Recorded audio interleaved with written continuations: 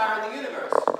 The interesting thing about this picture is that we now know, of course, I said it before, the color of a star is totally dependent on its mass. The starting mass that it begins with, when it forms, most stars never gain any more mass. In fact, most stars lose mass throughout their lifetime. And the amount of mass that they have determines their color, it determines the position on this diagram. Now, does anyone have a laser pointer? No laser pointer. Alright, well you will see in this diagram, from the top left to the bottom right, a diagonal line. Want to see it? Good. This is called the main sequence. This is where stars begin their journey of nuclear fusion.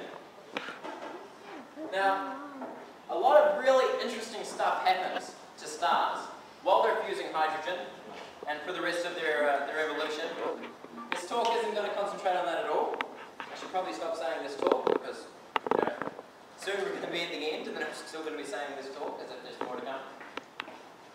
What I'm going to be talking about is what happens after this sort of development of stars. And of course, when we talk about stars, we talk about a really useful naming procedure. We use, in the past, it was really simple to look at the spectra of stars. It was really simple to look at the light from a star put through a prism or a diffraction grating and broken up into its wavelengths and its intensity. It was really easy to say, okay, well that star is different to this star and this star is the same, so they started putting them into categories. They didn't know how these categories were arranged. In fact, at the time they thought that the categories were different ages of the stars. So one star would go through all the categories. We know that's not true, like I said before. Now we know it's all mass. The funny thing is they started naming the categories A, B, C, D, E, F, G, you know, pretty normal. Unfortunately, when they rearranged the categories, they kept their original names. So now we have the excellent process of naming these stars from hottest to coolest, from bluest to reddest, from largest to smallest, O, B, A, F, G, K, M. Which is it's really funny, actually. So this is a picture showing you just how different these stars look, just how different they are in size. And I'm going to be talking about the very smallest stars of the universe. For interest, our star is a G star. It's very ordinary, which is interesting. And it's actually especially interesting to our talk. Just for interest, I'm sure you're sitting there thinking, well, just how common are these stars? If you're an O star, you are 1 in 3 million in terms of stars. Only 1 in 3 million stars is an O star. O stars are the rock stars. Okay? They're the ones that live fast and die young and form black holes. massive explosions of their life. You know? It's yeah. Our star's not going to do that. That's okay. Going all the way through, so to be an O star, you have to have more than 16 times the mass of the sun at formation. Going all the way through, let's talk about a G star. To be a G star, you have to be between 0.8 and 1.4 of the mass of the sun. So that makes sense. Of course, I'm talking about units that are compared to the mass of the sun. Funnily enough, our star, a G star, is 1 solar mass. If you want to convert it, I said it before, 2 times 10 to the 30 kilograms. If you want to take that home with you. Now, if you're a star like our sun, you're much more common. You're now 1 in 13.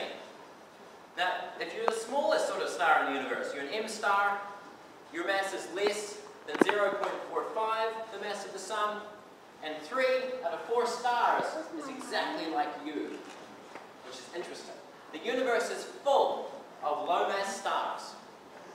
And so, when we talk about things like black holes, and supernova, and neutron stars, and all of this fantastic stuff, we're actually not talking about most of the stars in the universe. So, the whole idea of this was to, you know, give the little guys a bit of credit here.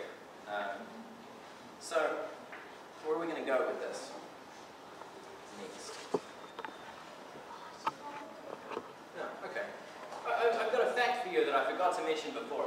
You know the cloud that we were talking about, the cloud that formed stars, the giant molecular cloud? This thing at the beginning was about 17 times as big as the distance from here to the closest star.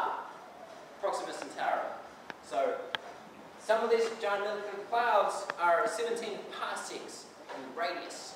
That's incredible. These things are gigantic. They're, like, stars are huge, but these things are just monstrous by comparison. Of course, they're dwarfed by galaxies. This puts in perspective just how large these things actually are on a human scale. So, well, you know, there's a lot of stuff that we could talk about when we're talking about fusion. There's a lot of stuff we could talk about when we talk about the evolution of stars. But we don't have time for that. So what we're going to do, we're going to skip a few years. We're going to jump ahead into the future of these baby stars that we just saw formed. We're going to jump ahead 10 billion years. So here we go.